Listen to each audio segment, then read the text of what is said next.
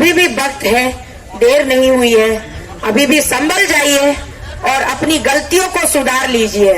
आपकी कंपनियां टेंडर ले रही है, आपकी कंपनियां कॉन्ट्रैक्ट्स कर रही है, आपकी कंपनियां सप्लाई कर रहे हैं, आपकी कंपनियां होटलिंग कर रहे हैं। अगर आपने सही तरीके से टैक्स पे किया है और उसमें कोई चोरी नहीं की है तो आपको घबराने की क्या जरूरत है।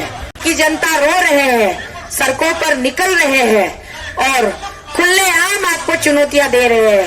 आपके अपने ही जनता आपके विरोध में प्रदर्शन करने को सड़क पर उतरे हैं। ब्रैंड ईगल कंपनी को संभालना, ना कि सेला ट्रांसपोर्ट कंपनी को संभालना, ना कि दोरजी खांडू एंड फैमिली के जितने भी आपके फर्म्स है, ट्रेडिंग लाइसेंसेस है, उसके पीछे एक चार्टर अकाउंटेंट की तरह बैठकर कितनी नुकसान हुई है, कितना फायदा हुआ है, यहाँ पर कितने टैक्सेस पेमेंट हुए हैं, कितनी टैक्सेस हमने चोरी की है, इन सब मुद्दों पर आपको ध्यान नहीं देना चाहिए।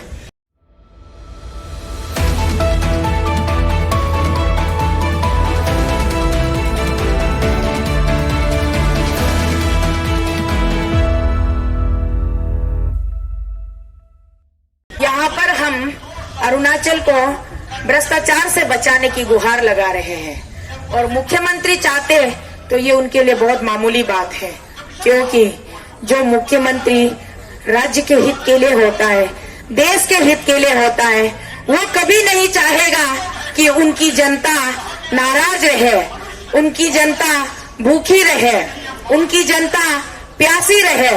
वो हमेशा यही चाहेगा कि उनकी जनता हमेशा आबाद रहे, खुश रहे, फला फूला रहे।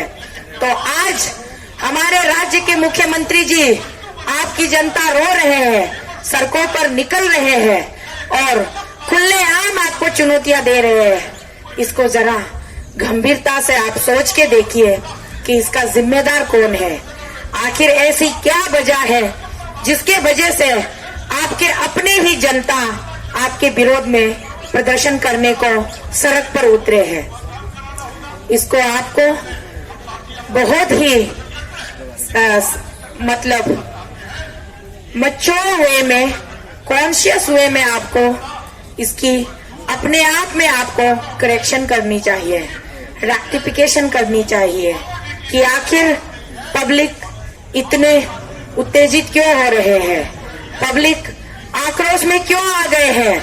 तो पब्लिक को संभालना आपकी जिम्मेदारी है, ना कि ब्रैंड ईगल कंपनी को संभालना, ना कि सेला ट्रांसपोर्ट कंपनी को संभालना, ना कि दोरजी खांडू एंड फैमिली के जितने भी आपके फर्म्स है, ट्रेडिंग लाइसेंसेस है, उसके पीछे एक चार्टर अकाउंटेंट की तरह बैठकर कितनी नुकसान हुई है, कितना फायदा हुआ है, यहाँ पर कितने टैक्सेस पेमेंट हुए हैं, कितनी टैक्सेस हमने चोरी की है, इन सब मुद्दों पर आपको ध्यान नहीं देना चाहिए। आपको ध्यान देना चाहिए अरुणाचल प्रदेश में आपके 14 लाख जनसंख्या वाली राज्य में 14 लाख तो बहुत कम होते हैं, जो कि आप आराम से गांव-गांव, घर-घर हेड काउंटिंग करके लोगों के भले बुरे के बारे में आप अच्छी स्कीम्स बना सकते हो, अच्छी योजनाएं बना सकते हो और लोगों को खुश रखने के लिए आप बहुत कुछ कर सकते हो, जो आपने दुर्भाग्यवश नहीं किया। अभी भी वक्त है, देर नहीं हुई है। अभी भी संभल जाइए और अपनी गलतियों को सुधार लीजिए। आपको किस बात का डर है? आपकी कंपनियां टेंडर ले रही है, आपकी कंपनियां कॉन्ट्रैक्ट्स कर रही है, आपकी कंपनियां सप्लाई कर रहे हैं, आपकी कंपनियां होटलिंग कर रहे हैं। अगर आपने सही तरीके से टैक्स पे किया है और उसमें कोई चोरी नहीं की है तो आपको घबराने की क्या जरूरत है। आप प्लीज मोदी जी से कहिए ना, हमारे प्यारे मोदी जी से, कि केंद्र सरकार सीबीआई भेज दीजिए। चाहे जितनी भी डिपार्टमेंट्स हो, हर एक डिपार्टमेंट में सीबीआई की जांच करवा दीजिए, ईडी भेज दीजिए। कहाँ कहाँ मनी लॉन्ड्रिंग हुई है, कहाँ कहाँ पैसों का इधर से उधर, उधर से ऊपर से नीचे हेरा फेरी हुई है, उस पे आप ईडी लगवा दीजिए। सिंपल सी बात है। आपने अगर कुछ गलत नहीं किया है तो आपको डर किस बात का है? यही तो जनता आपसे मांग रहे हैं। आपसे यहाँ आकर के हम टीम अरुणाचल अगेंस्ट करप्शन आपकी कुर्सी नहीं मांग रहे हैं। आपसे यहाँ आकर के दिल्ली के जंतर मंतर पर खड़े होकर के आपके परिवार से 1 किलो चावल नहीं मांग रहे हैं। हम यहाँ आकर के आपसे आपका बहन का हाथ नहीं मांग रहे हैं।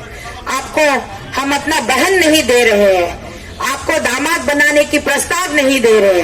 आपके घर से हम 1 याक नहीं मांग रहे। आपके घर से हम 1 किलो चुरपी नहीं मांग रहे। तो फिर आपको इतनी घबराहट क्यों हो रही है, इतनी हड़बड़ाहट क्यों हो रही है? चुपचाप आप सीबीआई की मांग कीजिए, रेकमेंड कर दीजिए सीबीआई इन्वेस्टिगेशन के लिए। आपका जो भी अभी थोड़ा बहुत भी बच्चा है वो बिल्कुल बच जाएगा। और अगर आप पाक साफ निकले तो आप इस देश में आप एक सुपर हीरो कहलाओगे।